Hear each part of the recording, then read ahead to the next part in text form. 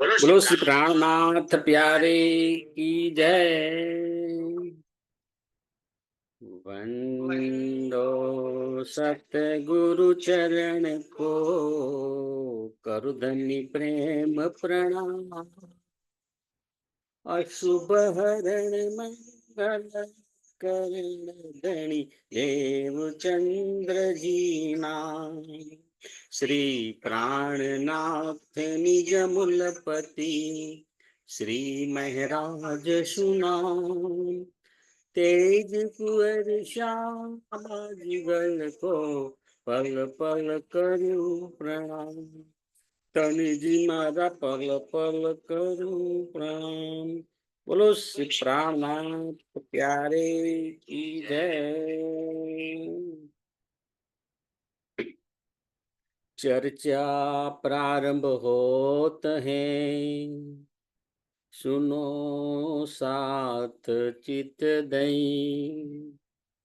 भजो राज श्यामा श्री प्राणनाथ, सखी जीवनी हमारो।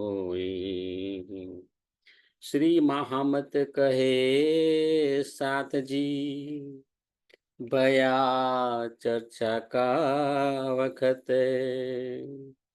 अब तुम सुनियो चित दे, लाला आए बैठे इन तखत।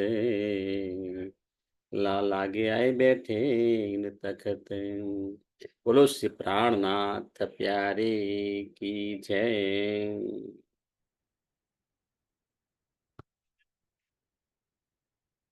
पूर्ण ब्रह्म सच्चिदानंद स्वरूप धाम दृश्य अक्षरातीત પરમાત્માની અસીમ કૃપાથી, સદગુરુ મહારાજના અપાર આશીર્વાદથી આપણે શ્રી વિતક સાહેબની ચર્ચા કરી રહ્યા છીએ.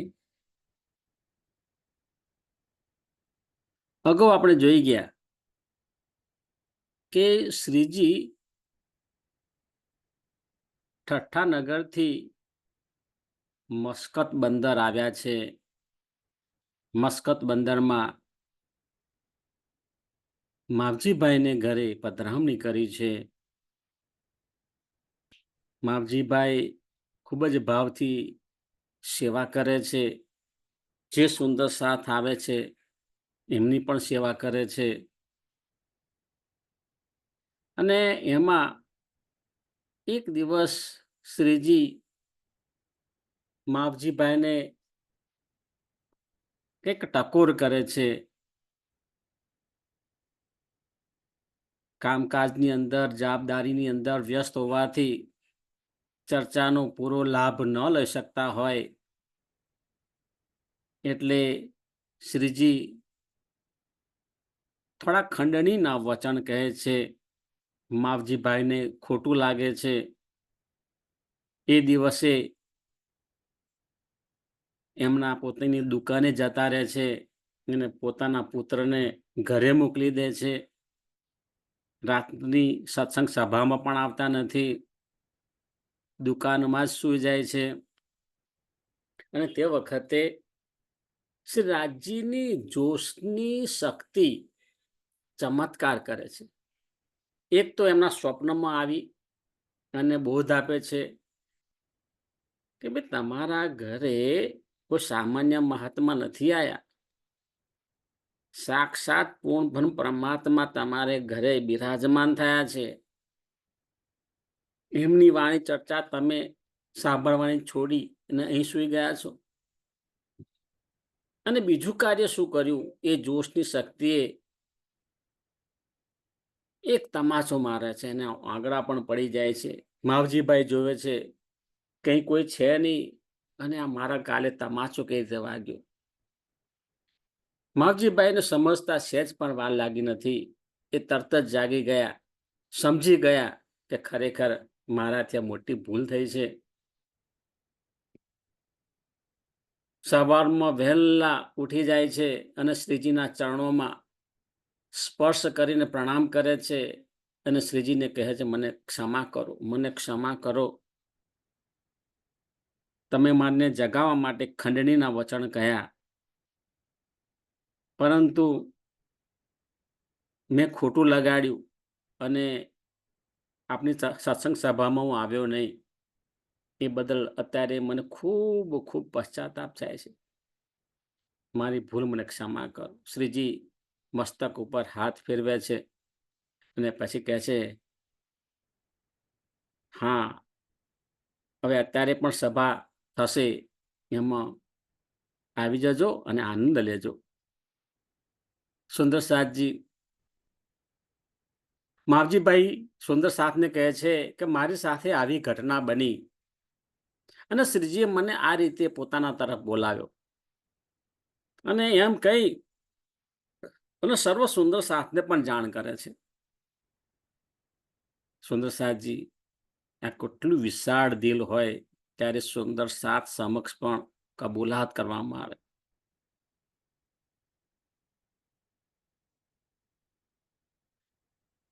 હવે માવજીભાઈને શ્રીજી પ્રત્યે વધુ શ્રદ્ધા બેઠી છે. શ્રીજી અને સુંદર સાથની સેવામાં વધુમાં વધુ સમય ફાળવે છે. હવે તેનાથી થાય છે શું કે ગૃહસ્થ જીવનની અંદર પૂરેપૂરો સમય આપી શકતા નથી. ઇવન જરૂર જેટલો પણ સમય આપી શકતા નથી. એટલે ઘરના સભ્યો વિવાદ ઊભો કરે છે. કારણ કે ઘરના સભ્યો છે, એમના માટે તો કોઈ મહાત્મા આયા છે, થોડા દિવસ માટે આયા છે, ભાઈ જતા રહેશે. કોઈને એવી પહેચાન ના થઈ હોય જેવી પહેચાન માવજીભાઈને થઈ છે. એટલે ઘરના સભ્યો તો વિવાદ ઊભો કરે છે. એમના પત્ની પણ એમને ઠપકો આપે છે. ઘરના બીજા પણ સભ્ય કોઈ હોય એ પણ ઠપકો આપે. પણ આવી સ્થિતિમાં પણ હવે સમજવાનું છે, માવજીભાઈની અંદરની સ્થિતિ સહેજ પણ વિચલિત થતી નથી. સુંદર સાજી સમજાવો બરોબર. તમને પણ આ આધ્યાત્મિક માર્ગે જ્યારે જશો ને ત્યારે કઈથી ને કઈથી શબ્દો રૂપી ગોદા વાગશે. પણ એક વાર અંદરથી આપણને ઓળખ થઈ હોય કે ના, મારા ધનીજીના માર્ગે મારે જવું છે, માયાના માર્ગે આપણે જે કંઈ ફરજ હોય એ ફરજ બજાવવાની છે, પણ દિલ તો ધણીજીના ચરણોમાં જ સમર્પિત કરવાનું છે. આ સ્થિતિ છે ને, એને સહેજે બગડવા ના દેવી. અહીં આગળ માવજીભાઈ, એમને કોટી કોટી પ્રણામ છે. એ આપણા શિરોમણી, કારણ કે એ પોતાની અંદરની સ્થિતિ સહેજ પણ વિચલિત થવા દેતા નથી. એ આપણે શીખવાનું છે. ક્યારેક આપણે સમજતા હોઈએ ને, તેમ છતાં પણ બહારના દબાણથી આપણે મૌન રાખીએ છીએ. મૌન રાખીએ પણ વાંધો નહીં, પણ દિલથી આપણા ધણીજીના ચરણોમાં રહેવાનું જ છે. સ્વાભાવિક છે ક્યારેક એ બધી પરિસ્થિતિનો સામનો કરવો પડતો હોય. એક બહુ સુંદર ઉદાહરણ આપ્યું છે કે એક જગ્યાએ 5 મોટા હાથીને સામાન્ય દોરીથી બાંધેલા હતા. હવે એ ભાઈએ પૂછ્યું, એક ભાઈ આયા, એમણે જોયું કે આ તો એટલી દોરી પાતળી છે કે એ હાથી સહેલાઈથી તોડી અને જઈ શકે છે, પણ તેમ છતાં આ જે 5 હાથી બાંધેલા છે, એ 5 હાથી આ દોરીને તોડતા નથી. નવાઈ લાગી એને. હવે એનાથી રહેવાયું નહીં. એટલે માવતને પૂછ્યું, જે હાથી રાખતા હોય એ માવતને પૂછ્યું કે એ હાથીઓના પગ જે દોરીથી બાંધ્યા છે એ તો બહુ સહેલાઈથી તોડી શકે એમ છે, તેમ છતાં કેમ તોડતા નથી? હવે જો સુંદર સાજી, આ જે મહાવત છે ને, એ બહુ સરસ જવાબ આપે છે કે જ્યારે આ નાના હાથી હતા ને, ત્યારે મેં એને એક સામાન્ય દોરીથી જ અમે બાંધતા હતા.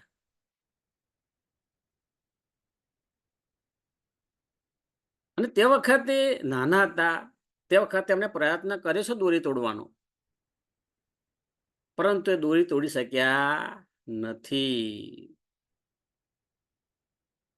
હવે તો આટલા મોટા થયા છે, વિશાળ કાયા ધરાવે છે, તેમનામાં ખૂબ જ શક્તિ છે, પરંતુ તેમની મનની વાત છે. તેમના મનની અંદર એવી ગ્રંથિ બંધાઈ ગયેલી છે કે આ જે દોરી મને બાંધી છે એ ક્યારેય હું તોડી શકું તેમ નથી. આ ઉદાહરણથી આપણે બોધ લેવાનું છે કે આપણે માયાના બંધનમાં આપણી જાતે આ માયામાં બંધાઈ ગયા છે. માયા આપણને બાધા નથી, આપણી જાતે આપણે માયામાં બંધાઈ ગયા છીએ. પરંતુ આપણી અંદર જે આત્મતત્વ છે એ આત્મતત્વના હૃદયમાં સૂક્ષ્મ રૂપે રાજીને આવે શક્તિ છે જ. આવે શક્તિ હોય એટલે બ્રહ્મવાણી પણ છે જ. પરંતુ બધું ભૂલાઈ ગયું છે આપણાથી. બસ ખાલી એને યાદ કરવાનું છે. પરંતુ આ માયાના બંધનમાંથી આપણે બહાર નીકળી શકતા નથી અને એનો પ્રકાશ આપણને મળતો નથી. સદગુરુ મહારાજ ના સમાગમથી, સદગુરુ મહારાજના આશીર્વાદથી આપણને આપણી ક્ષમતાનું ભાન થાય છે. આપણા ગુરુ મહારાજ છે એ ગુરુ મહારાજ ને પણ યાદ કરીએ, ગુરુ મહારાજના આશીર્વાદ મળે અને આપણી અંદર દિવ્ય પ્રકાશની શરૂઆત થાય. અંદર છે જ.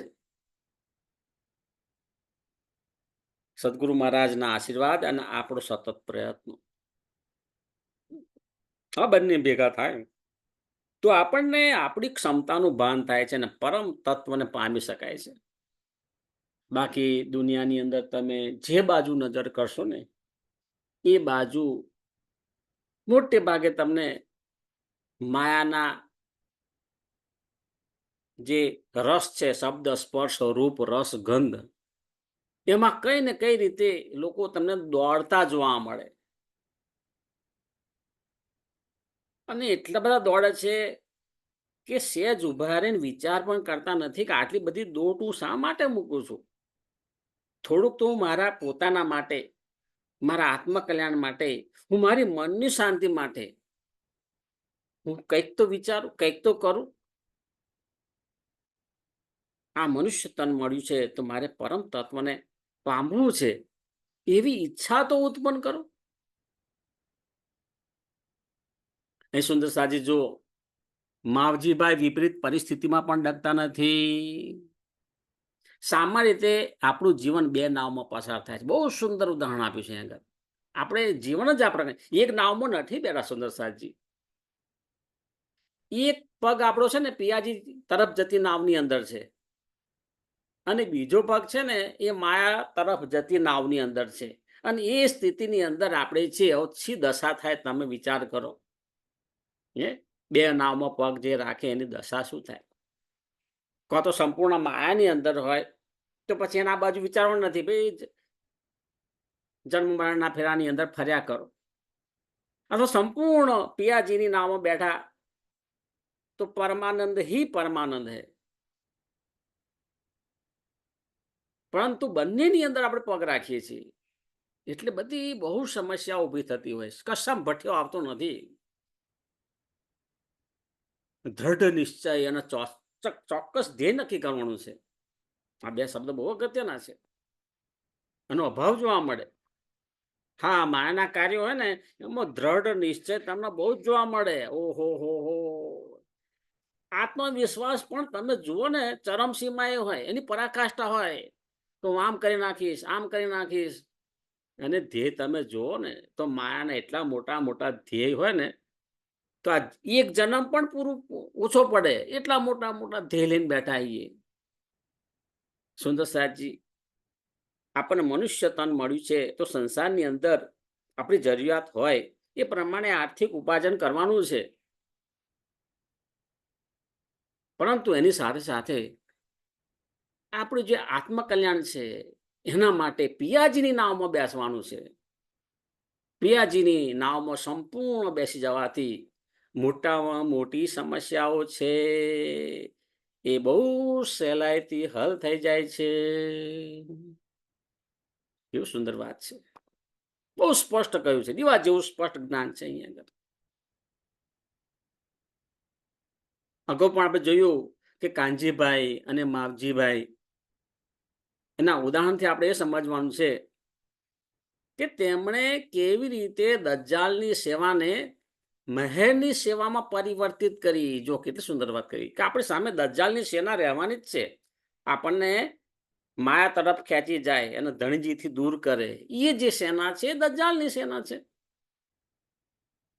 પરંતુ રાજ્ય મહારાજની કૃપાથી એ દજ્જાલની સેના છે એ પણ મહેરની સેનાની અંદર પરિવર્તિત થઈ જાય છે. એ પણ તમારી જેમ સત્સંગ સભામાં આવીને બિરાજમાન થાય, સત્સંગ સભાની અંદર સત્સંગ સાંભળે, તારતમ ગ્રહણ કરે, સેવા પૂજામાં રસ લે. આ મહેરની સેના સેવા કહેવાય, મહેરની સેના. અહીં આગળ જે માવજીભાઈ હતા ને, શરૂઆતમાં એનો બહુ વિરોધ હતો. પુત્રનો ના સમજ પડે સુધી વિરોધ કરે ને, પરંતુ ત્યાર પછી પણ સત્સંગ સાંભળ્યો, એને બોધ મળ્યો, સાચી વસ્તુની સમજ પડી અને તારતમ ગ્રહણ કરે છે અને મહેરની સેનામાં આવી જાય છે. સુંદર સાચી, ખરેખર મહેરની સેના આપણી વિસ્તૃત થાય તો એનો આનંદ કેવો હશે જ વિચાર તો કરો ને. પછી ભેગા થઈને કેવું આપણે કરીએ, સદા આનંદ મંગલ મારહીએ, સદા આનંદ મંગલ મારહીએ. આપણા હાથની વાત છે, આપણી પસંદગીની વાત છે. ત્યારે આપણે શું પસંદ કરીએ છીએ? જ્યાં સુધી આપણે પસંદ નહીં કરીએ આ વાતને, ત્યાં સુધી આપણને મળવાનું નથી. પોતાની જાતે પસંદગીની વાત છે. વિક્રમ સંવત 1728 સુધી શ્રીજી મસ્કત બંદરમાં રહે છે. ત્યાં સુધી ઘણા બધા સુંદર સાથ અરબી લૂંટેરા જે એમને બંધનમાં લઈ ગયા હતા એમાંથી મુક્ત થયા છે. હવે ફક્ત લોહાણા ક્ષત્રિયો બાકી રહ્યા હતા. હવે એ જે લોહાણા ક્ષત્રિયો બાકી રહ્યા ને, એ સમૂહની અંદર આપણા બાઈ તેજકુંવરીબાઈ હતા, બાજુરાજ મહારાણી એમાં હતા, જેમને પછીથી ભૈરવ શેઠ છોડાવે છે. ભૈરવ શેઠે પોતાના જ્ઞાતિના લોકોને છોડાવવા માટે તપાસ કરાવી કે ભાઈ કેટલા રૂપિયા માંગો છો આના. એટલે તે વખતે આ રીતે સંદેશા વ્યવહાર કરનારા લોકો પણ હોય. એટલે સંદેશો આવ્યો કે અરબી લૂંટારો એ જાણ કરી કે ભાઈ અમારે 70,000 લારી અરબી રૂપિયા, જેવી રીતે આપણે કહીએ છીએ ને રૂપિયા, તો એવી રીતે અહીંયા આગળ 70,000 લારી અરબી રૂપિયા, એટલે અહીંયા આગળ તો કરોડોની અંદર આપણે એને આંકી શકાય. એટલી બધી એની સંપત્તિ થઈ. પણ ભૈરવ શેઠ તો ખજાનો હતો. ભૈરવ શેઠે તો એ 70,000 લારી આપીને પોતાના જ્ઞાતિના લોકોને છોડાવે છે. એટલું જ નહીં, પણ છોડ્યા પછી જ્યાં એકત્ર થાય છે ત્યાં એમને મળવા પણ જાય છે, બધાને મળે છે. અને એમને ખૂબ સંતોષ થાય છે અને બહુ આનંદ આવે છે કે ભાઈ મારા પૈસા યોગ્ય માર્ગે વપરાયા. સુંદર સાજી, આપણે હયાતીમાં જ આપણા પૈસા છે ને યોગ્ય માર્ગે વાપરવાના. પછીથી વપરાશે કેમ એનો કોઈ જ ભરોસો નથી. આપણાથી જેટલું સારું થાય ને એટલું કરવાનું છે. અબ્બાસી બંદરમાં રહેતા ભૈરવ શેઠ શ્રીજી અને સુંદર સાથને પોતાને ઘરે આવવાનું આમંત્રણ આપે છે. આ તો શેઠ બહુ જ મોટા શેઠ, પોતાનું વિશાળ ઘર છે અને વિશાળ ઘરની જોડે પાછી અલગ વિશાળ હવેલી પણ છે કે જ્યાં શ્રીજી અને સુંદર સાથને અલગ ઉતારો પણ આપી શકે. મોટો સભાખંડ પણ છે એની અંદર કે ગમે તેટલા સુંદર સાથ આવે તો પણ એ વાંધો આવે નહીં અને બહુ સરસ રીતે ચર્ચા થઈ શકે. આવી વ્યવસ્થા છે, આ બધી સગવડ છે. અને બીજું મોટી વાત છે કે એમને ભાવ છે. શ્રીજીને ખૂબ જ આદર સત્કાર સાથે બોલાવે છે શ્રીજી ને લાવવા માટે એ પાછા મોકલે છે. એવું નહીં ખાલી સંદેશો આપ્યો, પોતાના જે હાથી ઘોડા જે છે એ પણ મોકલે છે. અને એ હાથી પર શ્રીજીની સવારી જે આવે છે, એનું અનુપમ દ્રશ્ય સુંદર સાધ્યનું શું વર્ણન કરું. એ જે ભાવથી ભૈરવ શેઠ પોતાને ત્યાં બોલાવે છે, ખરેખર ધન્ય થઈ ગયા. ભૈરવ શેઠ ધન્ય થઈ ગયા. સુંદર સાથ સાથે આ બધો જ આખો સમૂહ આવે છે અને એમનો ઉતારો આપે છે. સુંદર સાથની એમની અલગ રસોઈ બને છે. પરંતુ ભૈરવ શેઠ છે ને, આ જે રસોઈ બને છે ને એમ જ ભોજન લેતા નથી. અહીં વાત અલગ આવી. ભૈરવ શેઠ છે પોતાને ઘેર જઈને ભોજન લે છે. કારણ કે એ ભૈરવ શેઠ હતા ને, તે બધું જ ખાતા. શાકાહારી, માંસાહારી, મિશ્રાહારી હતા એમ કહી શકાય. મદિરા પાની કરતા, ઉકોઈ પીતા. બરાબર.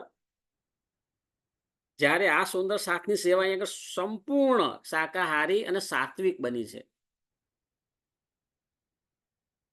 સવારે, બપોરે ને રાત્રે શ્રીજીની ચર્ચા થાય તે વખતે એ આવી જાય ખરા. શ્રીજીની ચર્ચા બરોબર સમય શરૂ થઈ જાય. કારણ કે શ્રીજીનું કામ જ એ હતું કે જાગણી કરવી. એટલે એવો સહેજ પણ બાંધછોડ ના હોય. દિવસ દરમિયાન રોજની ઓછામાં ઓછી 10-12 કલાકની ચર્ચા ચાલે સુંદર સાથજી. અને તે વખતે ચર્ચા જો ના સાંભળી તો બહુ જ જે સુંદર સાથ જે હોય એને દુઃખની લાગણી થતી કે મારે છૂટી ગયું આ. એ બધા કામ પડતા મૂકીને પહેલા પેલી ચર્ચા સાંભળવાની, અને ચર્ચા પૂર્ણ થાય એટલે સંપૂર્ણ સેવામાં લાગી જવાનું. પછી કોઈને કહેવું ના પડે. દરેક જણ પોતાની સેવા ઉપાડી લે. પરંતુ ચર્ચા એટલી સુંદર, એટલી રસપ્રદ હોય કે સાંભળનારના બધા દુઃખ દૂર થઈ જાય. જો સુંદર સાચી. એટલા માટે આપણે ચર્ચા સાંભળવાની. આપણે ચર્ચા સાંભળીએ ને, આ ચર્ચામાં રસ પડે. જ્ઞાન તો મળે છે જ, પણ એની સાથે સાથે સંસારનું દુઃખ હોય ને, એ દુઃખ પણ એ સમય પૂરતું તો ગાયબ થઈ જાય છે. બહુ શાંતિનો અનુભવ થાય. પછી એ જે જ્ઞાન મળ્યું એને આપણે વાગોળીએ. એટલે જ્યાં સુધી વાગડીએ ત્યાં સુધી પણ આપણને જ્ઞાનનો અનુભવ થયા કરે. આ જીવન જ આ રીતે આપણે જીવવાનું છે. પિયાજી શ્રીરાજજી મહારાજ કહે છે કે હું મારી બ્રહ્માંગનાઓ માટે 24/7 એટલે સંપૂર્ણ હાજર જ છું. એ મને એક વાર યાદ કરે ને તો હું એમને 10 વાર યાદ કરું છું. પણ આપણે કેવી રીતે યાદ કરીએ છીએ? સંસારની કામનાઓને લઈને યાદ કરીએ એ વાત નથી. સંસારની કામનાઓ બાજુમાં મૂકવાની, સંપૂર્ણ સમર્પિત થઈ અને ધનીજીને યાદ કરવાના છે. તો કે છે હું એમને 10 વાર યાદ કરું છું. આ વાણીની અંદર આવે છે. હવે શું થાય છે? અબ્બાસી બંદરમાં હવે એક વૃદ્ધ મહિલા, જેનું નામ છે તેજબાઈ. જો આ તેજબાઈ બતાવ્યા છે, આ ભૈરવ શેઠ બતાવ્યા છે, એમના પત્ની બતાવ્યા છે. એ તેજબાઈ પણ પોતાના કબીલા સાથે, પરિવાર સાથે શ્રીજીના દર્શન કરવા માટે આવે છે. નિત્ય ચર્ચા સાંભળે છે, સંપૂર્ણ સમર્પિત થાય છે, તારતમ લે છે. બહુ શ્રદ્ધા બેસે છે એમને શ્રીજી માટે. શ્રીજી એક દિવસ ભૈરવ શેઠને કહે છે કે તમે ખૂબ જ ઉમદા સેવા કરી છે. એક સેવામાં તો તમે અમને સુંદર સાથને આશરો આપ્યો. સંપૂર્ણ 2 સમય ભોજનની વ્યવસ્થા, ચા પાણીની વ્યવસ્થા, ઉતારાની જે વ્યવસ્થામાં સહેજ પણ ખામી નહીં. અને બીજું, વાણી ચર્ચાનું આયોજન કર્યું.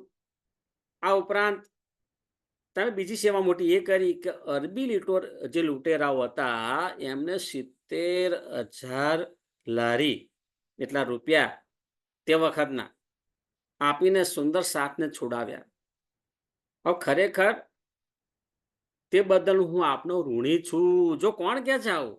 અનંત બ્રહ્માંડના માલિક મહામતી સ્વામી શ્રી પ્રાણનાથજી એ હબુર રહ્યા છે. એમની નમ્રતા તો જો, આટલી ઊંચાઈએ જઈને પણ કેવી નમ્રતા છે.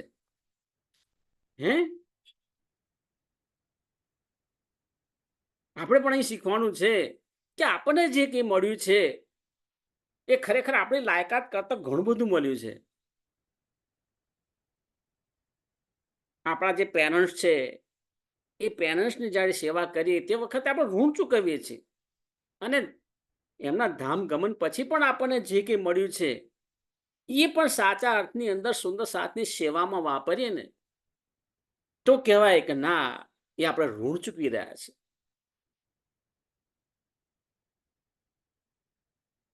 આ એક ઉચ્ચ ભાવનાની વાત છે. ક્યારેક જીવનમાં એક પગલું એવું ભરી દેવાય કે જેથી વ્યક્તિ 10 પગલા એટલે 10 વર્ષ પાછળ ધકેલાઈ જાય. સુંદર સાથજી, સમય બહુ બારીક છે, માયા બહુ બળવાન છે. બહુ સમજી સમજીને ડગલા ભરવાના છે.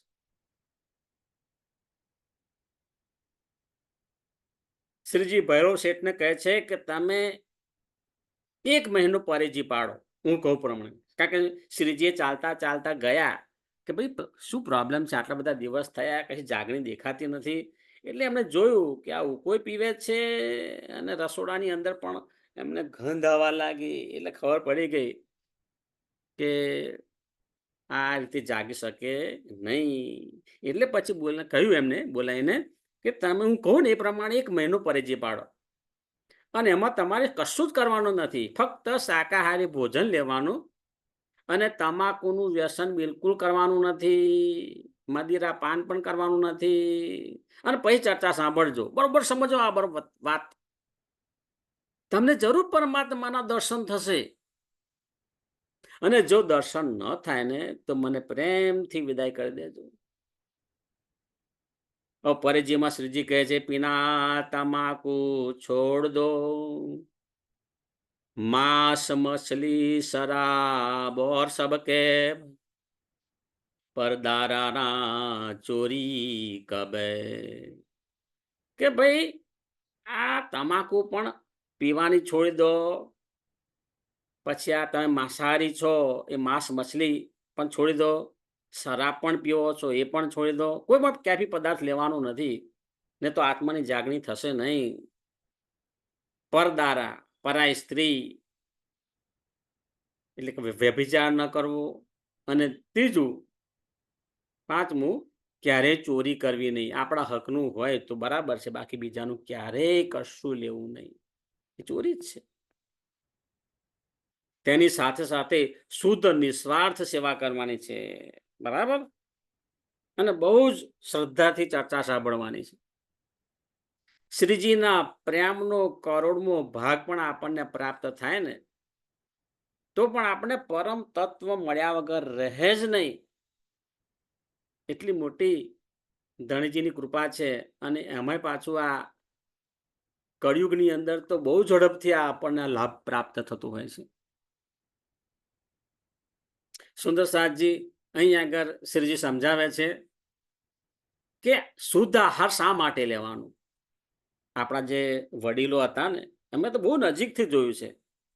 એ જે રાજજી મહારાજ નો થાળ પૂરે, અને એ જે થાળ બનાવે એમાં સંપૂર્ણ શુદ્ધતા અને પવિત્રતા સંપૂર્ણ જોવા મળે. સંપૂર્ણ શુદ્ધતા, સંપૂર્ણ પવિત્રતા, સંપૂર્ણ ભાવ. એટલે સુંદર સાથજી, એનો પ્રસાદ તમે લો ને, એ પ્રસાદનો સ્વાદ તમે છે ને ક્યારેય ના ભૂલી શકો. કારણ કે એ શુદ્ધતા, પવિત્રતા, અને એ એમનો જે પ્રેમ હોય છે. અને એમ કહેવામાં આવે, રાજ્યનો થાળ પૂરી દીધો છે. એ રાજ્યનો થાળ પૂર્યા પછી એ જે પ્રસાદ આપણે મૂકીએ ને, સુંદર સાથજી, અહોભાગ્ય કે જેને જેને આ પ્રસાદ મળ્યો છે. આહારની શુદ્ધતાથી બુદ્ધિ શુદ્ધ થાય છે. સુંદર સાથજી, આ વાત ક્યાં સમજાવી. બુદ્ધિ શુદ્ધ થવાથી શુદ્ધ ચિત્ત થાય છે, અને શુદ્ધ ચિત્તના સંસ્કાર પ્રમાણે મન કાર્ય કરે છે.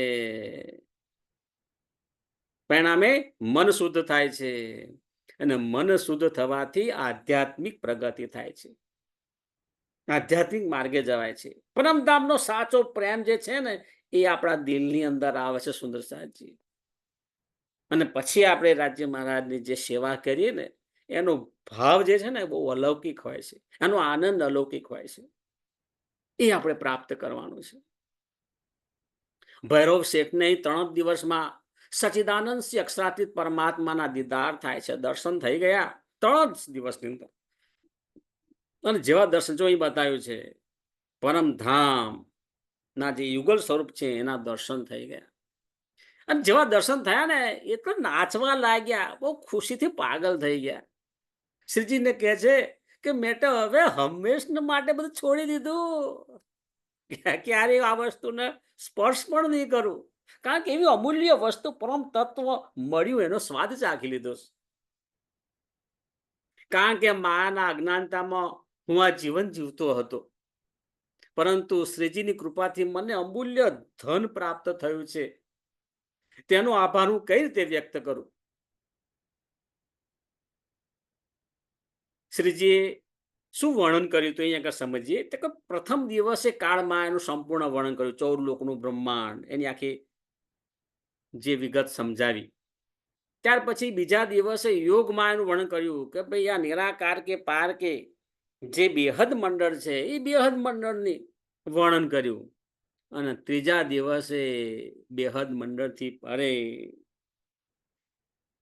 પરમધામ, અને પરમધામની અંદર બિલકુલ મધ્યમાં રંગમહોલ, અને રંગમહોલમાં જે મૂલ મિલાવામાં જ્યાં યુગલ સ્વરૂપ અને પરમધામની બ્રહ્માંગનાઓ બિરાજમાન છે એનું વર્ણન જે કર્યું ને, ત્યાં જ ભૈરવ શેઠની જાગણી થઈ ગઈ.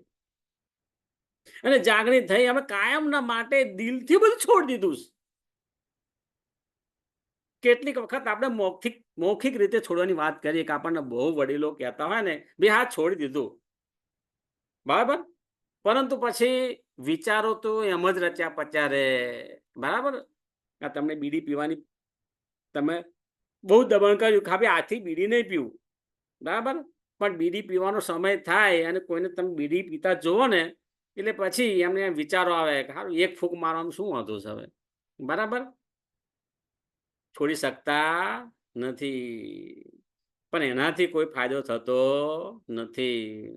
તેથી ટ્રાન્સપરન્સી બહુ જ મહત્વની છે, બહુ ટ્રાન્સપરન્સી મહત્વની છે. આ ટ્રાન્સપરન્સી જેટલી એટલે પારદર્શકતા જેટલી વધારે ને એટલું આત્મતત્વનો અનુભવ વધારે થશે. હું પરમધામની બ્રહ્માંગના છું એનો અનુભવ થશે ને, એ આપણે વારંવાર યાદ કરવાનું છે. ભૈરવ શેઠને મુખ્યત્વે 3 બાબતને આધારે યુગલ સ્વરૂપના દર્શન થયા. જો બરોબર અહીં આગળ સમજૂતી આપીશ કે 3 બાબતો કઈ. એક તો ભૈરવ શેઠની સેવા ભાવના બહુ શુદ્ધ હતી, નિસ્વાર્થ સેવા કરી એમણે, કે મહી દર્શન થશે આવું બધું નહોતું જોયું, કે ભાઈ એમને શ્રદ્ધા હતી કે સ્વામી શ્રી પ્રાણનાથજી આવી રહ્યા છે તો સંપૂર્ણ સમર્પિત થઈને શુદ્ધ ભાવથી એમની અને સુંદર સાથની સેવા કરે છે, એટલે સેવા કરવાની. બીજું કે શ્રીજીએ આદેશ કર્યો એટલે બધું છોડી દીધું એમણે. હા, નહીં એટલે નહીં, પછી એમાં બીજો કંઈ કોમ્પ્રોમાઇઝ ના હોય, બે આજથી નહીં એટલે નહીં. એટલે જે માંસાહારી જે ખાતા હતા, મદિરા પાન કરતા હતા, બધું એમને છોડી દીધું. અને પછી દિલથી સ્વીકાર્યું. જ્યારે એમને સચ્ચિદાનંદ પરમાત્માના યુગલ સ્વરૂપના દર્શન થયા, પરમ તત્વના આનંદનો અનુભવ થયો ને એની સાથે જ પછી એમણે સ્વીકારી લીધું કે મારું જીવનનું પરમ ચરમ લક્ષ્ય મને મળી ગયું, હવે મારે ક્યારેય બીજા રસ્તે જવું નથી. આ વાત છે સુંદર સાહેબ. શ્રીજી કહે છે કે મન, વચન અને કર્મથી કોઈનું દિલ દુભાવવું નહીં. બહુ મોટી વાત છે. શા માટે આપણે કોઈનું દિલ દુભાવવું પડે? એવું કોઈ વાક્ય આપણે બોલવું નહીં કે કોઈનું દિલ દુભાય.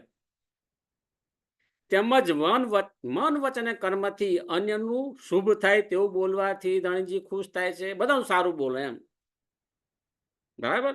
કોઈ અહીંયા એમ કહેવા માંગે છે એમને ખાલી ખાલી સારું નહીં બોલવાનું, પણ અહીંયા એમ કહેવા માંગે છે જે જીવનની અંદર ખરેખર સારું કરી રહ્યા છે એમને તમે દિલથી તમને એપ્રિશિએટ કરો, એમના માટે ખુલ્લા મનથી સારું બોલો. આપણે એમાં કંજૂસી કરી દઈએ છીએ ખરેખર. મેં તો આ સંસારની અંદર જોયું, સમાજમાં પણ જોયું છે કે કેટલીક વાર ચાટુકાર નીતિ આપણી એટલી બધી વ્યાપ્ત હોય ને તો આપણને વિચારીએ કે ભાઈ ઓનું સારું બોલું, બરાબર, તો મને કંઈ ફાયદો થતો હોય તો સારું બોલું ને, બહુ બહુ તો એના મોઢા આગળ સારું બોલે, બરાબર. અને ત્યાર પછી એ વ્યક્તિ જાય એટલે પાછું કંઈક જુદું બોલતા જઈએ. ના, એ વાત નથી. કે ખરેખર જે વ્યક્તિ સમાજ માટે સારું કરી રહ્યા છે એને દિલથી ધન્યવાદ આપો, દિલથી એપ્રિશિએટ કરો. અને એવું આ રીતે શુભ બોલવાથી ધણીજી પણ ખુશ થાય છે કે ના, આ સત્યના માર્ગે જઈ રહ્યા છે. આપણું જીવન કચરો નાખવા માટેની કચરા પેટી નથી. એક એક વાક્ય જો કેવા મહાન વાક્ય છે. હે, કચરા પેટી એટલે શું? ગમે તે વ્યક્તિ ગમે તે તમારા કાનની અંદર શબ્દો નાખીને જતો રહે, બસ.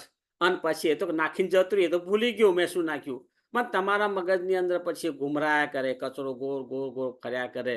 અને પછી એ આધ્યાત્મિક માર્ગ માટે એક રૂકાવટ બની જાય અને માના બંધનની અંદર કાયમ માટે બંધાઈ જાઓ. કેટલું મોટું નુકસાન.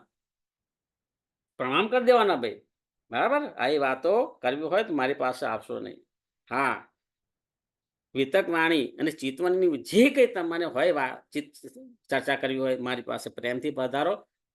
24/7 ગમે ત્યારે મને તને બોલાવશો, હું આવીશ, મારે ત્યાં આવશો, આપણે ચર્ચા કરીશું.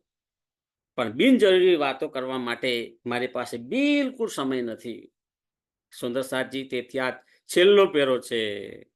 એમાં આપણે આપણા આત્માનું કલ્યાણ કરીને પદ્માવતીપુરી ધામની તળેટીમાં બિરાજમાન મહામતી સ્વામી શ્રી પ્રાણનાથજી, જેમની અંદર પંચ પરમધામની 5 શક્તિઓ બિરાજમાન, એમના ધામ દિલની અંદર અવશ્ય વિશ્રામ લેવાનું છે. બોલો શ્રી પ્રાણનાથ પ્યારે કી જય. સદગુરુ. હા, જુઓ એક પોઈન્ટ રહ્યો છે અહીં. ગોવર્ધનભાઈએ તારતમ લીધો તે વખતે ભણસાલી જાતિના લોકો વિરોધ કરે છે કે આ કયા સાધુ આવ્યા છે જેનાથી અમને તકલીફ પડી રહી છે. અમારા ઘરની મહિલાઓ ચર્ચા સાંભળવા માટે આવે છે અને ઠંડી રોટલી ખાવાની થાય છે અને અમારું કશું સાંભળતી નથી. તેથી ભૈરવ શેઠને ઠપકો આપવા જાય છે. ભૈરવ શેઠ કહે, ભાઈ તમારા ઘરની મહિલાઓ છે, તમારે જે કહેવું હોય એમને કહો, અમે એમને ઘરે બોલાવવા જતા નથી. તેઓ પોતાની જાતે અહીં આત્મકલ્યાણ માટે આવે છે, પણ તમે શા માટે વચ્ચે આડા